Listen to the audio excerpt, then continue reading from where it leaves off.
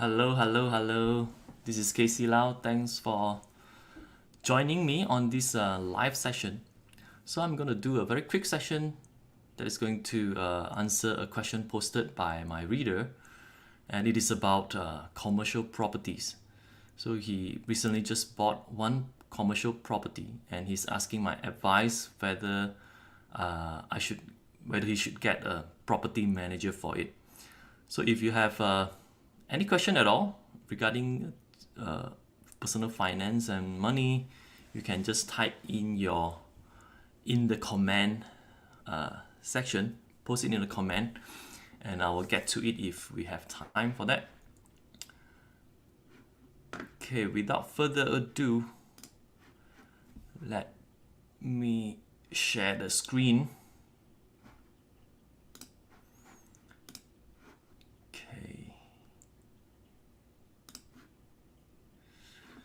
Okay, good.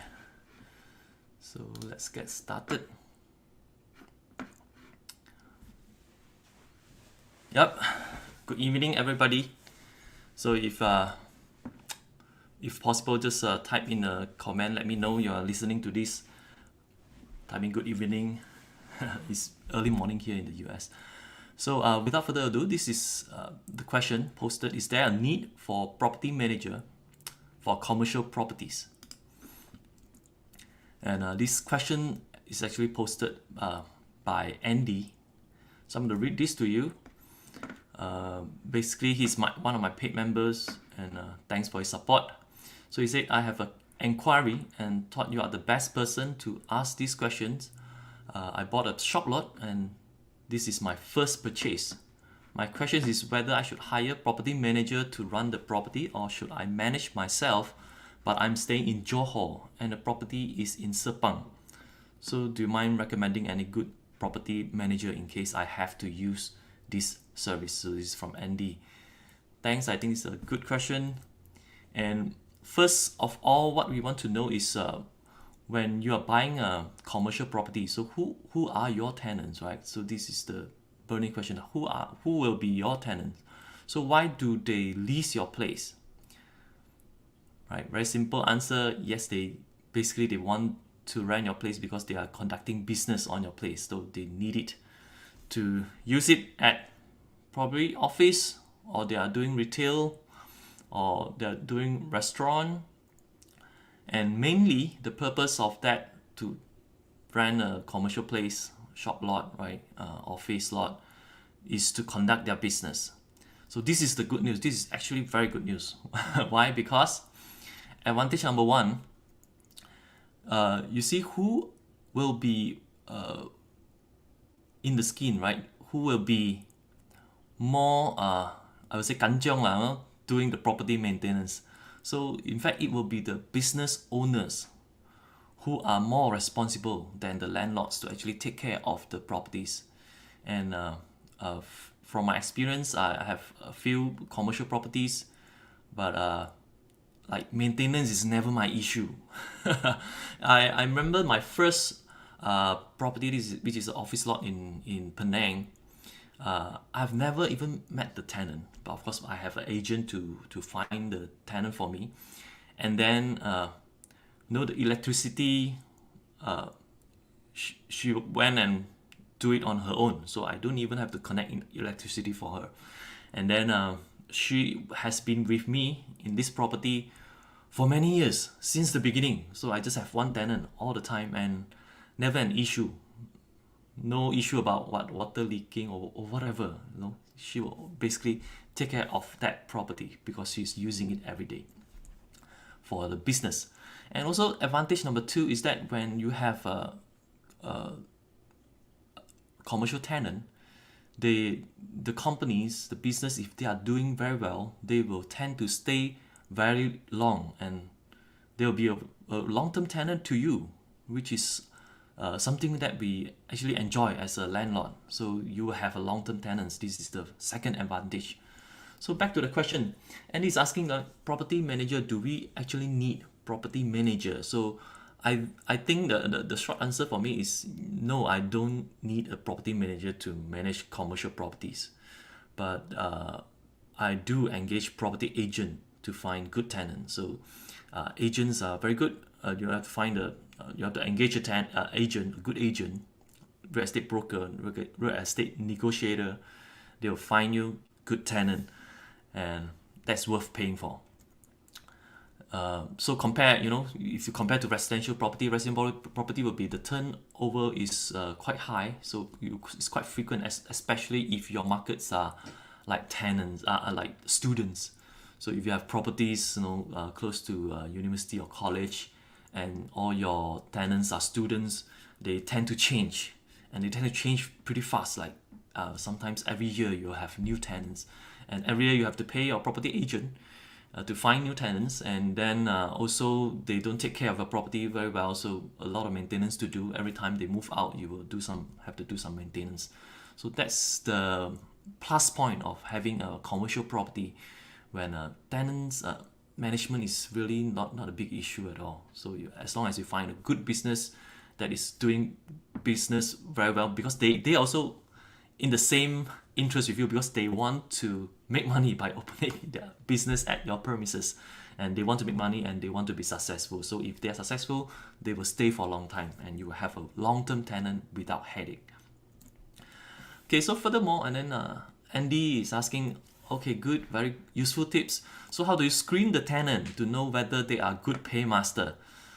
So my future tenant is currently a mamak business, and I don't know their background, so I guess it's a restaurant, mamak restaurant, I guess. Of course, most of the people who want to rent your place, you don't know their background, but there are two things you can do. So the first, of course, you want to have a good agent. So the agent, they probably know the area, and they will probably know the tenant as well, the potential tenant. So they will give you some advice. So this is the advice. I will ask the agent, what do you think of the prospect tenant? So do you know them? I want to hear what their impression on them, because I don't meet the tenants. And then the second part will be, because they are conducting business, so they are business owner, you can actually read their credit report. You can purchase a credit report of their company, and you can look at the financial report if they have been in business for a while. Okay, so how do we do that? In fact, we can do business background check by purchasing a CTOS credit report. So CTOS credit report, you can purchase it online. Let me show you where to find it. This is already the page. If you go to Google, you search a CTOS, I think company search or something, yeah. So you better type the keyword CTOS, company search, credit report, it will come up, and you go to I think the first result can be also. So yeah, and you can buy a single report purchase, just that company, right? So you get like Andy, you can get the tenant, the business name. You can get the business name, and or you can get the registration number. So the best is to get the registration number. I'll just zoom in for you to be able to see. Get the business registration number, and you type it in here. So I'm just quickly going to search by name, right? So any company that start with Mama. So just an example here. So let's say this is, I think, Mamak Bistro Satu Malaysia. This will be like conducting restaurant. So I'm not saying this is a tenant. I'm just showing you the report that you can purchase. So you can purchase this report. So this report is 79 ringgit. I think worth the money to pay, because you really want to make sure your tenant is a good one. So just pay this 79 ringgit, and then you can get their profile. You can know the director, the shareholders, and the financial highlights of the past few years if they have if they have been in business for a while. So you can purchase the report. You don't need to apply any consent, anything. You can purchase this report. But if you want the report about the directors as well, so all the directors in the company, then you can buy this report. But this report, you will need consent. So you see that you see here this report requires consent. So you have to get the potential tenant to sign the consent form, so to let them let you order the credit report. So if they have nothing to hide, they will sign the consent to let you check on them, right? And so there are also a higher level kind of report, but normally I'll just purchase with this one. And if there's, I've never purchased these two, but depends on your situation. If you think you want to be safe, you can definitely go for the thorough report.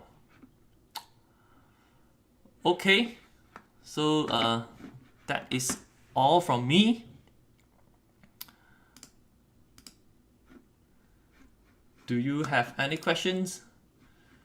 If not, then I'll end this session. And if you have any question, always you can email me, and I'll try to see if I can help you in any way.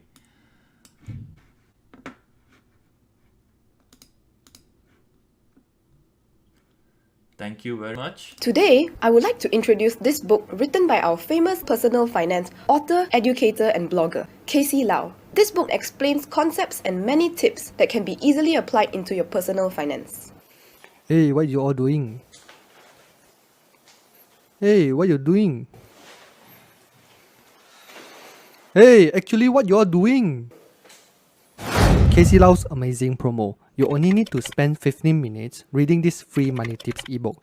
If you find this ebook useless, immediately screenshot the page that has no use to you and send it to caseylau@caseylau.com. Casey Lau will personally pay you 5 ringgit for your time. Don't forget to include your bank account details. Give a man a fish and you feed him for a day. Give a man a fish and you feed him for a day. Teach a man to fish and you feed him for a lifetime. This book teaches you how to fish on your own, teaching you some strategies on how to invest profitably, save more money, and manage personal finances better. This part says that personal finance education is limited or lacking in many education systems around the world. To plug this gap in our financial knowledge and to achieve financial success, we have to read and learn from personal finance gurus like Casey Lau. These next few chapters talks about the true definition of being rich, the benchmark for wealth, as well as how to estimate your expected net worth. And here we are on the sections about income, expenses, and savings. What is your priority? Spendings or savings? These pictures. Let's get into it next time. According to Robert Kiyosaki, an asset is something that puts money in your pocket on a regular basis. Financial freedom means that you don't have to work for money anymore. You can work for fun or for passion. The 3 elements of wealth accumulation: savings, time, and the rate of return. How do we combine these 3 ingredients to speed up the making of our delicious wealth accumulation feast? Leverage. Leverage is not just about borrowing money to buy property or start a business. Even buying shares can be a form of leverage. Unit trust fund. Unit trust fund is this, that, got it? Next. The proper sequence of purchasing a house or a car. We actually made a video on this previously. One day we'll post it for you all, okay? Aha, maths. I'm not going to spoil it for you, so read it yourself and enjoy calculating your ROI and CCR.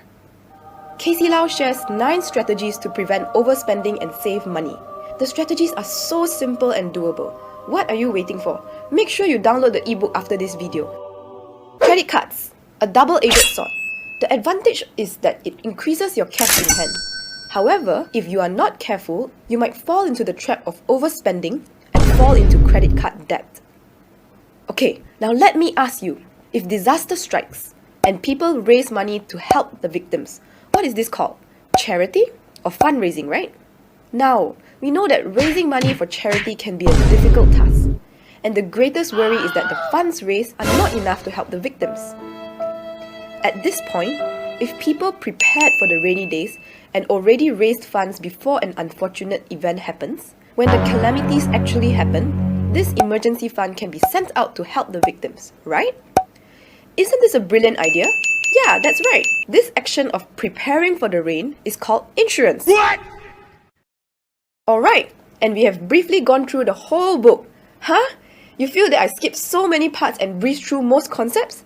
Oh well, I guess I'll have to do this. First, we go to caseylau.com/lp. Here, Fill up your name and your email address. Click download ebook and you would receive an email from Casey Lau with a download link in it. The book comes in 2 languages, English and Chinese. Download the book and you can start working on your personal finance education in your spare time. 15 minutes, you either get a head start on managing your personal finance or you win 5 ringgit. Join the 15-minute challenge now.